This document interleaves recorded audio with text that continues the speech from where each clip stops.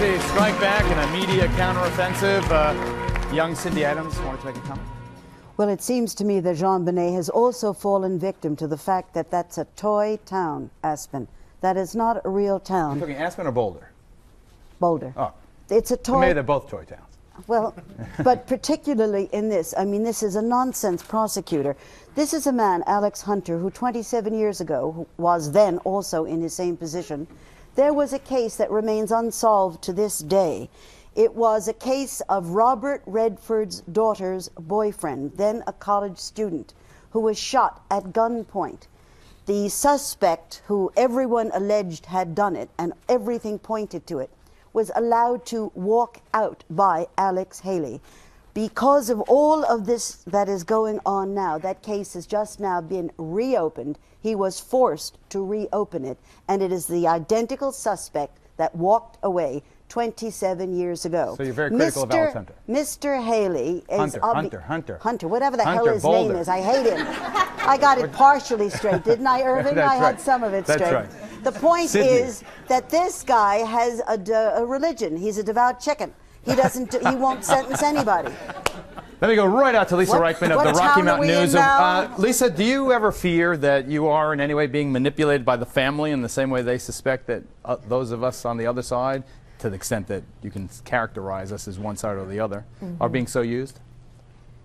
No, not at all, Geraldo. That's, you know, there is such a hunger for information about this case. Just it's a desperate kind of hunger among the journalists who are covering it, who want to know more, because really so very little has come out about the investigation, about the family, about anything in this. And we're left, people are left speculating, and that's what they've been doing wildly for the last 9 months now, Geraldo. Do you think the press has been very unfair to the Ramseys, Lisa?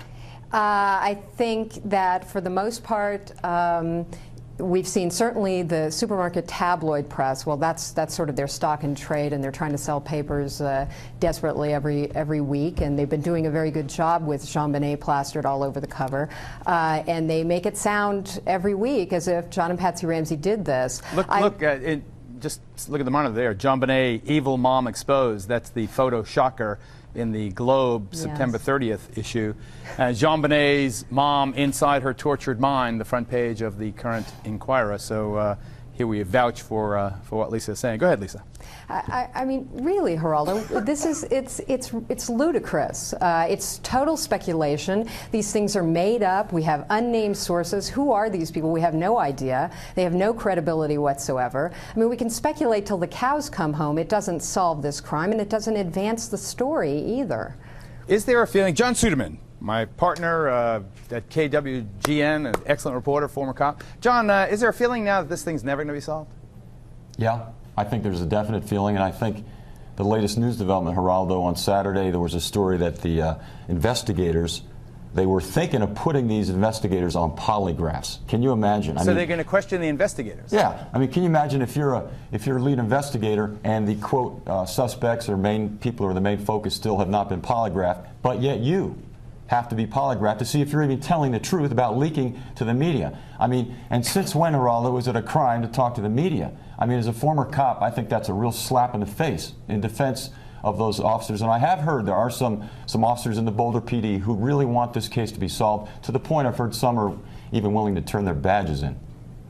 This rift, John, between the DA and the cops seems almost unprecedented. It is embarrassing to watch. Admittedly, it's a small community, Boulder, relatively speaking, but I have never, in my experience, seen anything like the DA going in one direction, the cops in the other direction. I'm afraid the cops going to arrest the DA one of these days. Yeah.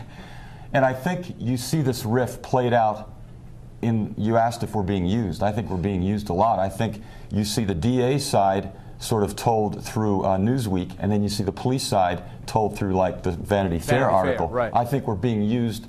And I think this thing the Ramseys were putting out, this weekly thing in the Daily Camera, I mean, that was like that was nothing more than soliciting to the jury pool, because all you have to do is create doubt in the mind of one juror. I wonder, though, whether or not the 1-year anniversary, now scant months away, we're deeply into the 8th month, 9th month of this thing. Are they going to let a whole year go by without trying to do something? I don't know. But I do know that we have a wonderful registered nurse here who happens to be a friend of Jane Stobie's, but has her own very deep experience in the area of child abuse and will lend us her credibility. The first book is out. I'm surprised it's taken this long, but Carlton Smith has written Death of Little Princess. We'll see what Carlton has to tell us, and we'll speak to those